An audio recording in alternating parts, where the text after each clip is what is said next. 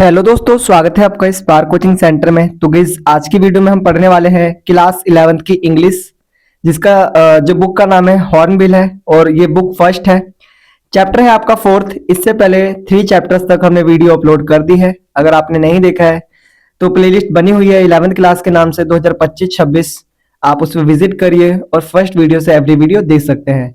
Part का नाम है all ailing planet the green movement's role, और ये इसका पार्ट 1 है।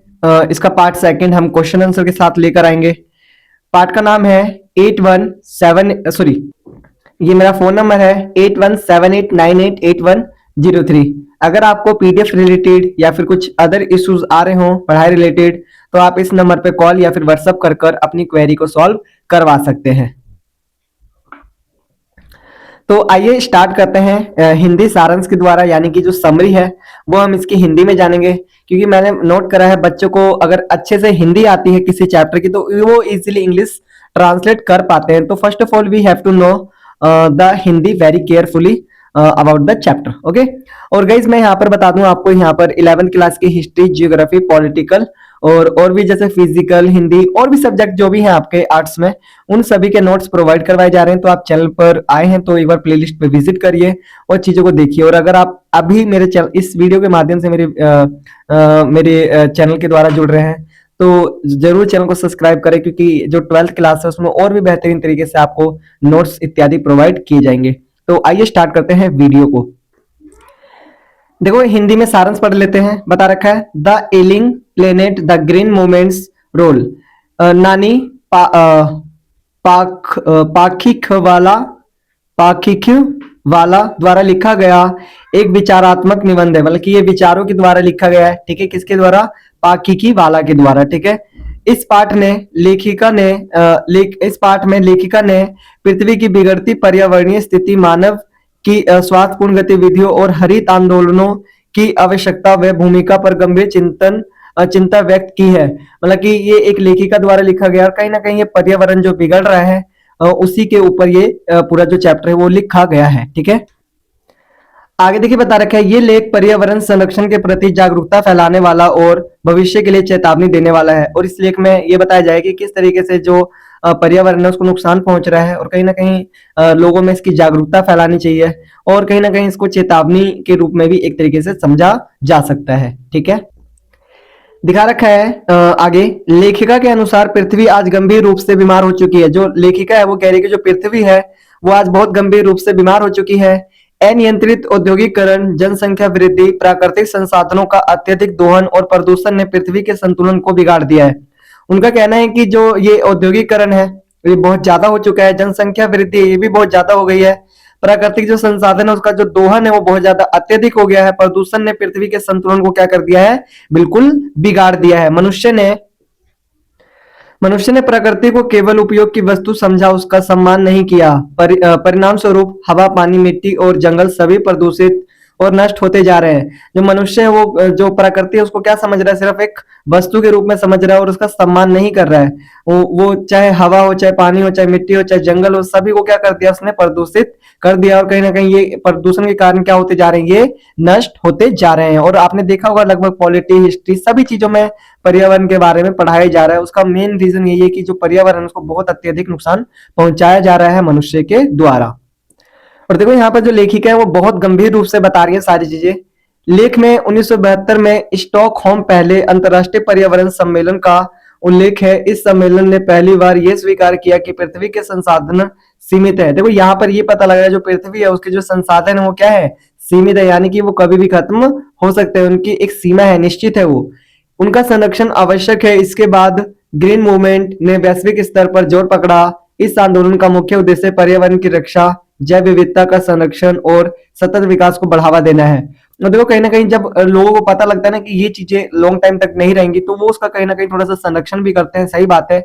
और इसी आंदोलन से क्या हो गया कि कहीं ना कहीं पर्यावरण की रक्षा की जाने लगी और जैव विविधता का ध्यान रखा गया। ठीक है, उसका संरक्षण और ज्यादा जोर दिया गया वो सतत विकास पे दिया गया। मतलब कि जो चीज हम आज यूज कर रहे हैं वो आने वाली पीढ़ी भी क्या कर सके? उसका यूज कर सके। बता रखा है लेखिका भारतीय दर्शन का उल्लेख करते हुए कहती है कि प्राचीन भारतीय संस्कृति में पृथ्वी को माता माना गया है। देखो लेखिका बता रही है कि जो भारत है उसमें क्या है कि जो पहले के लोग थे वो पृथ्वी को क्या मानते थे, माता मानते थे, ठीक है।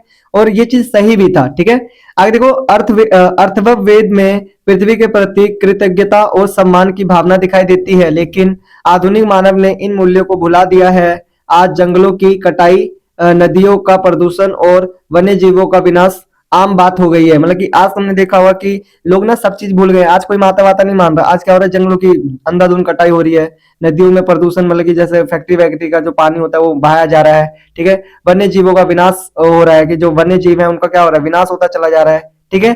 तो ये क्या है, ये कहीं ना कहीं बता रहा है कि जो आज का मानव है वो बिल्कुल क्रूर हो गया है, मतलब कि उसमें दया धर्म सब चीज जो हो चुकी वो खत्म हो चुकी है, ठीक है। अच्छा, मैंने वो शुरू शुरू में जो थोड़ा सा ना यहाँ पर पालखी वाला है, वहां पर पाखी वाला थोड़ा सा ना नाम में ही मिस्टेक हुई, तभी मुझे पढ़ने में दिक्कत हो रही थी।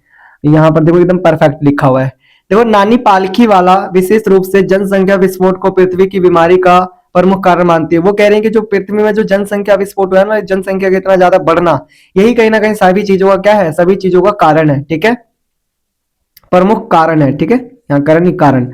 बढ़ती जनसंख्या के कारण भोजन, पानी और ऊर्जा पर दबाव बढ़ रहा है। इससे गरीबी, भुखमरी और पर्यावरणीय असंतुलन जैसी समस्या उत्पन्न हो रही है। उनका कहना, वो कह रही है कि ना कि जो ये जो बढ़ती जनसंख्या ना, यही सभी चीजों का कारण है। क्योंकि इससे देखो, जनसंख्या क्या मांगेगी, भोजन मांगेगी, पानी मांगेगी और ऊर्जा भी मांगेगी।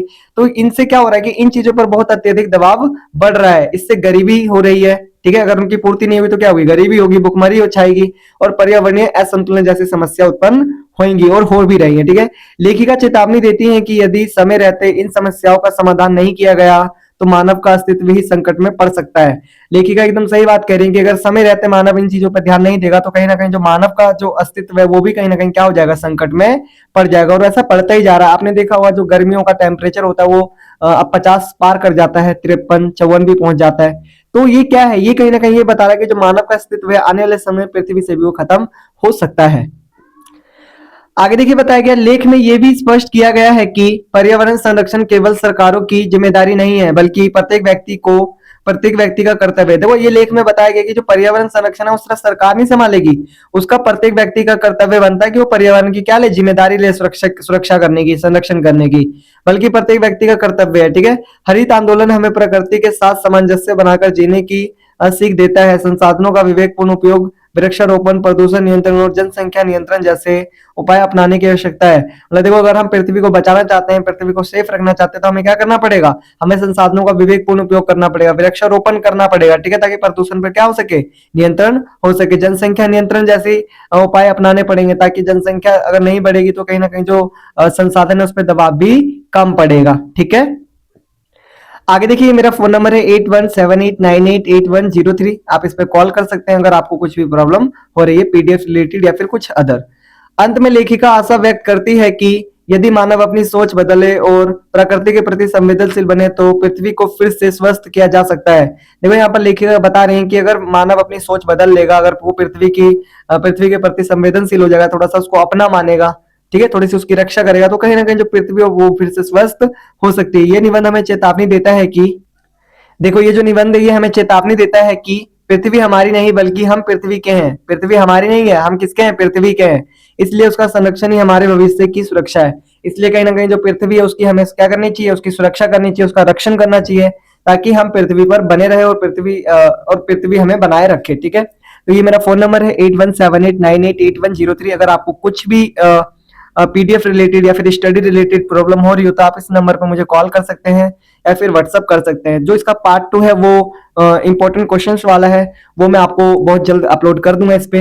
और गाइज, यहाँ पर आपको ग्रामर भी करवाई जा रही है, चाहे वो आपका टेंसेस हो, चाहे वो आपका मॉडल वर्ब हो, चाहे वो आपका पोस्टर राइटिंग हो, चाहे वो आपका स्पीच हो, चाहे वो आपका एडवर्टीजमेंट हो, ठीक है, चाहे डिबेट हो, सभी चीजें आपको यहाँ पर करवाई जा रही हैं। तो गाइज, आपको सारी चीजें यहाँ से प्रोवाइड की जा रही हैं, जस्ट आपको प्रैक्टिस करनी है, बहुत अच्छे से पेपर की प्रिपरेशन करनी है, ताकि कहीं ना कहीं आप अच्छी तरीके से अपने एग्जाम में पास हो सके और अच्छे नंबर गेन कर सके। तो आज के लिए इतना ही, मिलते हैं नेक्स्ट वीडियो में, तब तक के लिए टाटा बाय बाय, जय हिंद, जय भारत।